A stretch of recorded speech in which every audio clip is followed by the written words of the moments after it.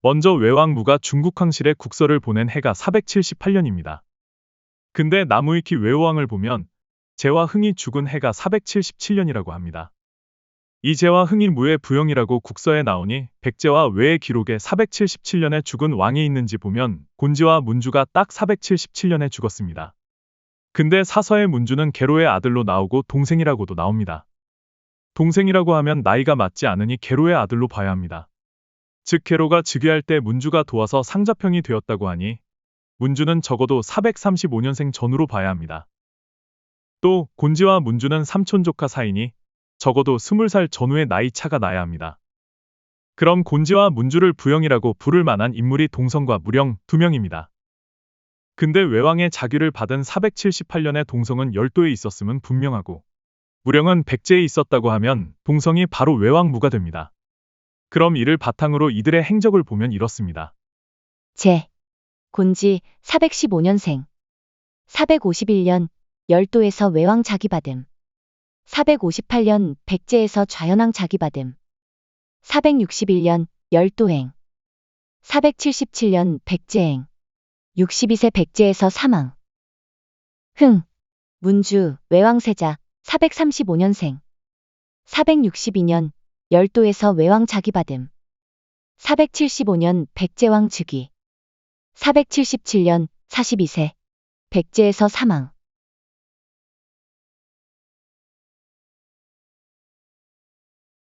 무 동성 443년생. 478년 열도에서 외왕 자기받음. 479년 백제왕 즉위. 501년 58세 백제에서 사망. 이제부터가 중요합니다.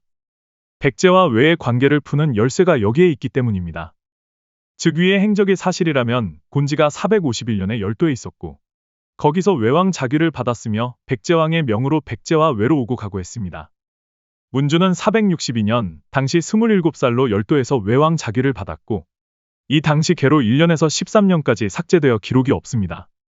동성은 478년 당시 35살로 열도에서 외왕 자귀를 받았고 이때 중국에 보낸 유명한 국서 이건 부영을 모두 갑자기 잃어 피눈물로 중국 황제에게 호소한 것이었습니다. 근데 이들이 죽을 무렵은 모두 백제에 가 있었습니다. 따라서 저희 결론은 백제왕은 대왕이고 백제가 본국이며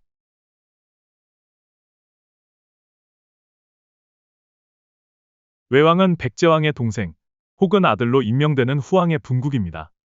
또 다른 증거는 무령왕의 인물화상경에 나오는 48자의 명문입니다. 나의 해석. 미년 8월 10일 대왕년에 모모왕이 오사카궁에 있을 때 사마가 장수를 염원하다. 귀중비직과 예인 금주리 2인 등을 파견해 좋은 구리 200칸으로 이 거울을 만듦. 또 칠지도의 명문입니다. 근데 기존의 해석이 잘못됐습니다. 기존 해석. 지금까지 이러한 칼은 없었는데 백제 왕세자 기생성음이 일부러 외왕지를 위해 만들었으니 후세에 전하여 보이라. 이게 아닙니다. 나의 해석. 지금까지 이러한 칼은 없었는데 백제왕은 대대로 혈통이 고귀하니 외왕이다. 뜻을 받들어 후세에 그것을 전하라. 기생성음은 혈통이 고귀한의 뜻이고 지조는 뜻을 받들어란 뜻입니다. 그것이란 백제왕이 곧 외왕이니 이 칼이 그 증표라는 뜻입니다.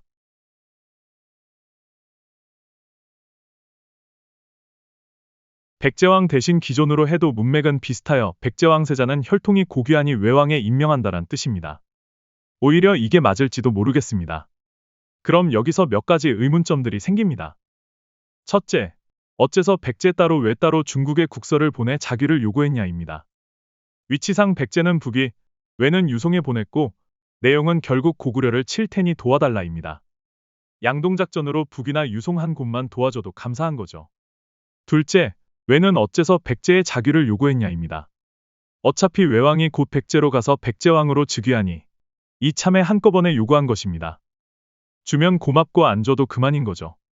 기록을 보면 결국 중국이 군사원조를 거부하니 이제 사신을 안 보냅니다.